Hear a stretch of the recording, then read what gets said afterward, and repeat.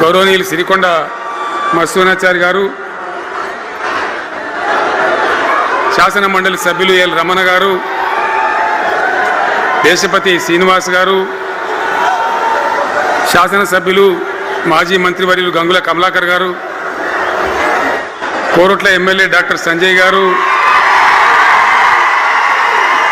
Huzurabad MLA पाड़ी कौशिक रेड्डी गारू,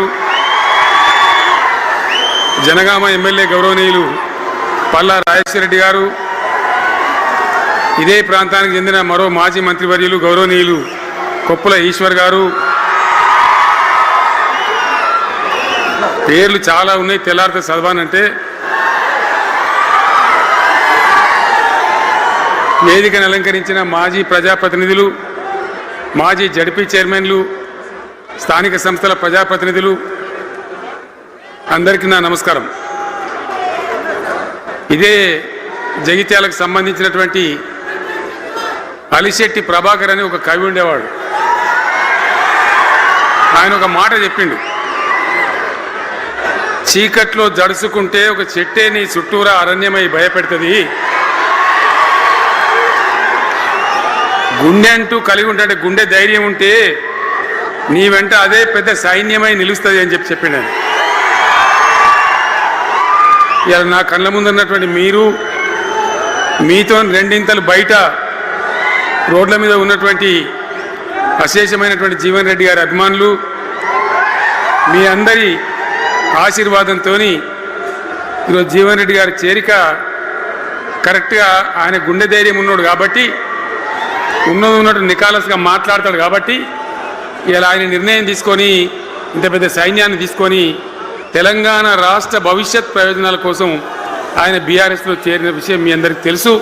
ఆయన వెంట మీరందరూ వచ్చి ఎవరైతే అందరూ ఈరోజు చేరినరో, ఇంకా రాని వాళ్ళు కూడా ఉన్నారో గ్రామాలలో పట్టణంలో, మీ అందరికీ ముఖ్యంగా జీవనన్న గారికి, ఆయన వెంట వచ్చినటువంటి ప్రతి పౌరుడికి, ప్రతి అన్నకు, ప్రతి తమ్ముడికి, ప్రతి చెల్లెకి కూడా పేరు పేరున బీఆర్ఎస్ రాష్ట్ర అధ్యక్షుడిగా నేను హృదయపూర్వకమైన స్వాగతం సుస్వాగతం తెలియజేస్తా ఉన్నాను. జీవన్ రెడ్డి గారి గురించి నేను ఎక్కువ చెప్తే మాది మేమేదో డబ్బా కొట్టుకున్నట్టు అవుతుంది. ఎందుకంటే ఆయన గురించి మీ లోపల తెలియని వాళ్ళు ఎవరు లేరు. ఇక్కడ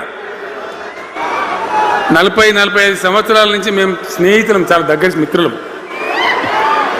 వారు చెప్పిన వారి ఉపన్యాసంలో భిన్న రాజకీయ సిద్ధాంతాల వల్ల విడివిడిగా పనిచేసినాం, కానీ మా స్నేహితంలో ఎప్పుడు లోపం లేదు.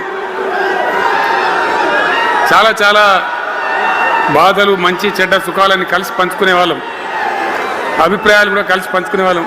బాబు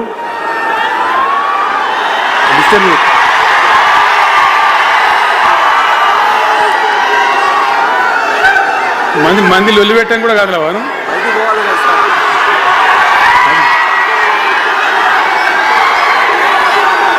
చాలా కలిసి పనిచేసినాం. ఆయనకుండే నిబద్ధత, ధైర్యంగా ప్రజా జీవితంలో పనిచేసిన పద్ధతి ఎంతమందికో చాలామందికి ఆదర్శంగా నిలిచినటువంటి వ్యక్తి. జగిత్యాల్లో ఆయన పుట్టి పెరిగి రాజకీయంగా చాలా పెద్దవాడు అయినాడు మీ అందరి దీవెనతో. కానీ ఒక జగిత్యాల్లోనే కాదు, ఆయనకు పాత కరీంనగర్ జిల్లా వ్యాప్తంగా అట్లనే పొరుగున ఉన్నటువంటి అనేక జిల్లాలలో చాలామంది జీవన్ రెడ్డి గారి అభిమానులు ఉన్నారు. చాలా మంది. మీరు లొల్లి పెట్టకుండా మీ ఫోటోలే బయటికి పోతున్నాయి. అది లైవ్ టెలికాస్ట్ ఉంది, దానిలో మీ బొమ్మలు టీవీలో కనబడుతున్నాయి మీ ఇంటికాడ. లొల్లి పెట్టకుండా ఇక సెట్ అయిందా?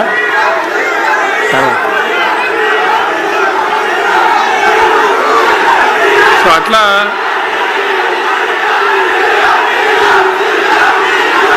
ప్లీజ్ ప్లీజ్ ప్లీజ్ ప్లీజ్ చాలా విషయాలలో ఆయన ఎంతో మందికి ఆదర్శంగా నిలిచినాడు, పనిచేసినాడు. ఈ ప్రాంతం గురించి తన ప్రాణం పెట్టి పనిచేసినాడు. ఆయన మంత్రిగా ఉన్నా, ఇంకో హోదాలో ఉన్నా, ఎమ్మెల్యేగా ఉన్నా, ప్రతిపక్షంలో ఉన్నా తన ఏరియా అభివృద్ధిని ఏనాడు కూడా ఆయన విస్మరించలేదు. లేకపోతే అన్ని పర్యాయాలు మీరు ఎందుకు గెలిపించారు? ఎందుకంత గుండెల్లో పెట్టుకున్నారు? నేను ముఖ్యమంత్రి అయినా వారు ప్రజాప్రతినిధిగా కరీంనగర్లో జరిగినటువంటి సభకు వచ్చింది. అందరూ మాట్లాడిన చాలామంది తాను మాట్లాడుతూ ఒకటే మాట కోరిండు, అయ్యాక బోర్నపల్లి అనే కాడ గోదావరి మీద ఒక బ్రిడ్జ్ అవసరం మాకు, అది కంపల్సరీ కావాలి అంటే నేను ఇక ఓదాలు బిదాలని మర్చిపోయి ఏంది జీవన్న మళ్ళీ చెప్పండి అని చెప్పిండు.